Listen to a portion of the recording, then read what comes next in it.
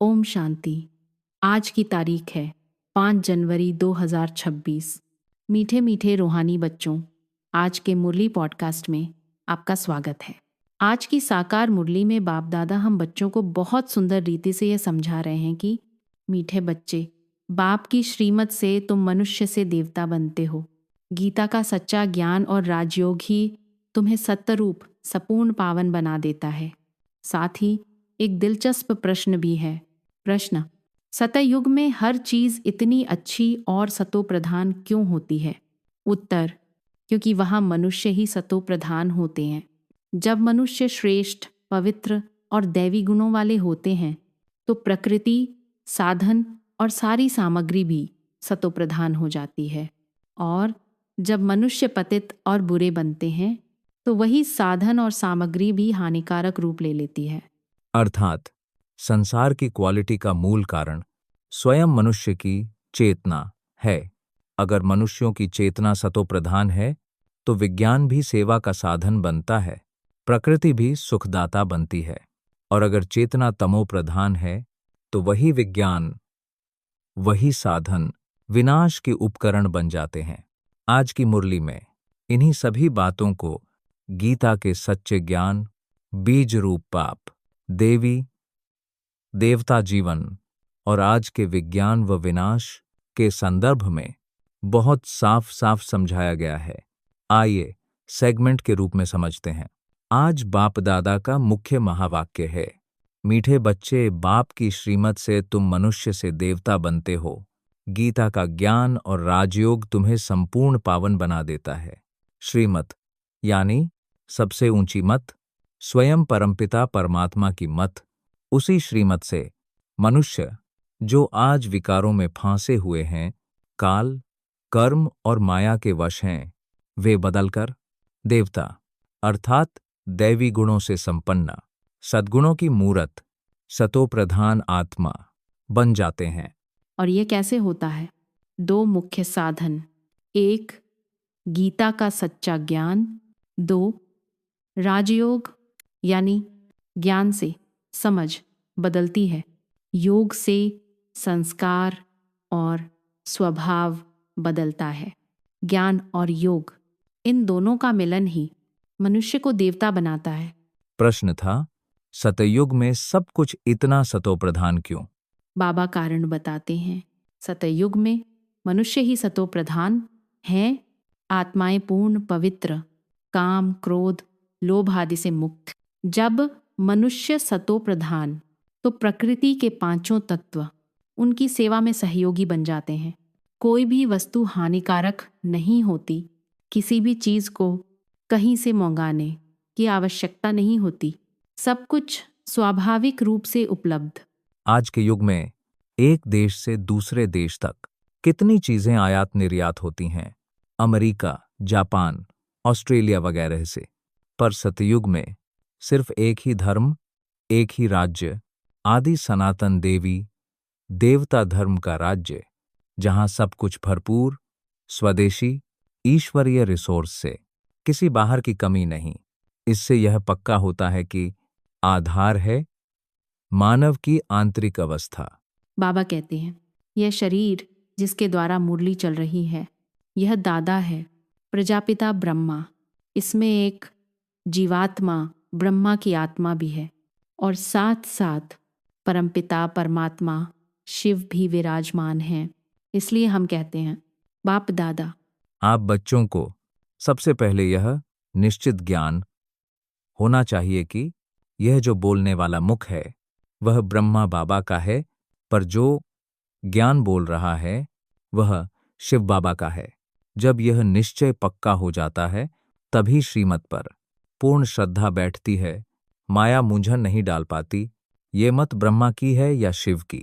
बाप दादा आज फिर गीता की सच्चाई साफ करते हैं। गीता पहला धार्मिक ग्रंथ है जो आदि सनातन देवी देवता धर्म का शास्त्र है, न कि केवल हिंदू धर्म का। लोग समझते आए हैं। गीता श्री कृष्ण ने बोली, इसीलिए श्रीमद् भगवद गीता के साथ श्री कृष्ण भगवानुवाच लिख दिया। लेकिन बाबा कहते हैं, वास्तव में गीता का ज्ञान निर्गुण निराकार शिव बाबा ने सुनाया। ये है शिव भगवानुवाच। अभी आप समझते हैं, इसी गीता ज्ञान से मनुष्य से देवता बनना संभव है। जो ज्ञान पहले कल्प के संगम पर मिला था, वही ज्ञान आज फिर से वही बाप दे रहे हैं। राजयोग यानी बाप के साथ राज्य संबंध का योग, जिससे राज पद मिलता है और पवित्रता की शक्ति भी। काम महाशत्रु, उसी के कारण आपने हार खाई थी। अब उसी को जीतकर आप जगत जीत बनते हो। बाबा एक बहुत सुंदर उदाहरण देते हैं, बीज और वृक्ष। जैसे आम का बीज बोने से आम का वृक्ष निकलता है, फिर शाखाएं, पत्ते, फल, पूरा वृक्ष उसी छोटे बीज में संकल्प रूप में समाया होता है। उसी प्रकार शिव बाबा है चेतन बीज, मनुष्य सृष्टि कल्पवृक्ष का बीज रूप। उनके अंदर पूरे कल्प का आदि, मध्य और अंत संपूर्ण ज्ञान समाया है। कौन आता है, कौन सा धर्म कब स्थापित होता है, कैसे पालन चलता है, कैसे विनाश होता है और फिर नया कल्प कैसे शुरू होता है। बाकी जो बीज हैं, पेड़ पौधों के, वे जड़ हैं, उनमें ज्ञान नहीं।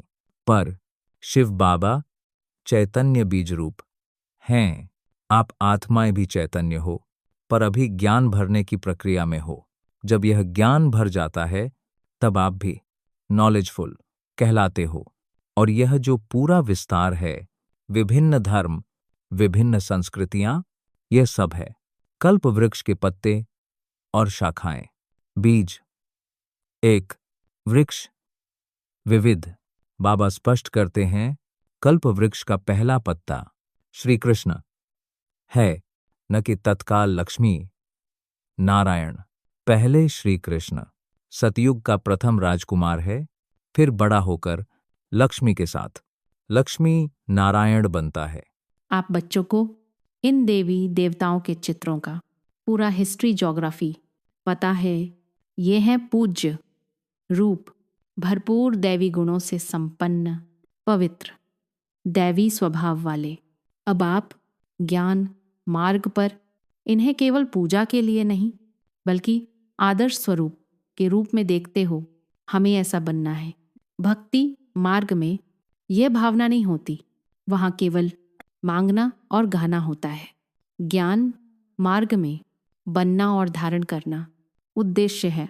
बाबा बताते हैं, शुरू में यह ज्ञान विशेष रूप से माताओं को मिलता है।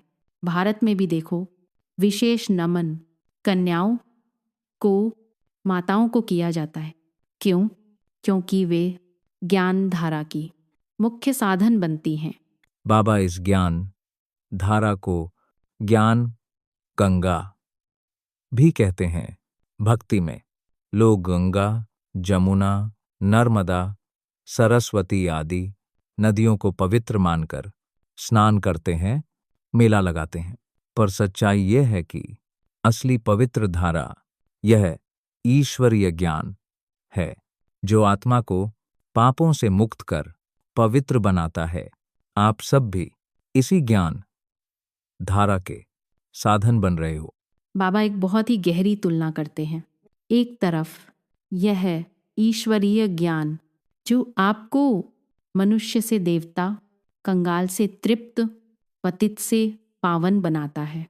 दूसरी तरफ आज का विज्ञान, जो एटॉमिक बॉम्ब, विविध हथियार, गहरे अनुसंधान, चंद्रमा और अंतरिक्ष तक पहुंचने की कोशिश में लगा है। बाबा कहते हैं, यह सब भी ड्रामा में फिक्स है। समय आने पर जिन आत्माओं के द्वारा विनाश का कार्य होना है, उनकी बुद्धि में वही वही आविष्कार स्वतः आने लगते हैं। पर यह सब है माया का ज्ञान, जिससे अंत में विनाश होता है। जबकि यह है गीता का सच्चा ज्ञान, सृष्टि का सबसे ऊंचा ज्ञान, जिससे आपका आध्यात्मिक उत्थान, पुनर्जन्मों का सौभाग्य और स्वर्णिम भविष्य बनता है। अब मुरली के धारणा बिंदु पहला बिंदु, दैवी गुण धारण कर चित्रों के समान बनो। बार बार देवी देवताओं के दिव्य चित्रों को देखते हुए उन्हें सिर्फ पूज्य न समझो, बल्कि हमारा भविष्य स्वरूप समझो। उनके आगे केवल नमन करने के बजाय ये निश्चय रखो, मुझे इन्हीं के समान दैवी गुणों को अपने जीवन में धारण करना है। याद रखो, पूजा पाठ से नहीं, धारणा से वही पद मिलता है। दूसरा बिंदु, बीजरूप बाप के ज्ञान का नशा। सृष्टि के बीजरूप बाप और उनकी चेतन कल्प वृक्ष की व्यवस्था को अच्छी तरह समझो। जानो कि इससे ऊंचा, इससे संपूर्ण कोई और ज्ञान इस कलयुग में हो ही नहीं सकता। इस बोध का नशा रखो, मैं ऐसा भाग्यशाली हूं जो सीधे बीजरूप बाप से संपूर्ण कल्पवृक्ष का ज्ञान ले रहा हूं। यही नशा आपको दुनिया के आकर्षणों से स्वतंत्र रखेगा। आज का वरदान है, एक बाप दूसरा न कोई। इस पाठ को स्मृति में स्थिर रख। एक रस स्थिति बनाने वाली श्रेष्ठ आत्मा भव। जब आपका यह पाठ दिल की गहराई में स्थिर स्मृति बन जाता है, चाहे कैसी भी परिस्थिति आए, संबंध, साधन, शरीर की स्थिति, वायुमंडल का प्रभाव, तब भी 1 सेकंड में सब तरफ से बुद्धि हटाकर केवल बाप में टिक जाती है और आपकी अवस्था एक रस, अचल, अडोल बनी रहती है। ज्ञान की पॉइंट्स अनेक हैं, लेकिन परीक्षा के समय खुद को पॉइंट स्वरूप बनाना है। बाप संबंध की एक ही पॉइंट, एक बाप दूसरा न कोई। जब यह अभ्यास पक्का हो, तभी कहलाओगे श्रेष्ठ आत्मा, वरदान के अधिकारी। आज का स्लोगन, ज्ञान की शक्ति को धारण कर लो तो विवाद करने के बजाय अपना अहंकार हार मान लेगा। अर्थ, जहाँ केवल तर्क वितर्क है, वहाँ अहंकार सक्रिय है। जहाँ ज्ञान की शक्ति है, वहाँ विनम्रता, स्वीकार्यता और शांति है। तब आप लड़ने के बजाय सही समय पर मौन और मधुरता को चुनते हो। यही सच्ची जीत है। अव्यक्त इशारा, अव्यक्त मास के लिए।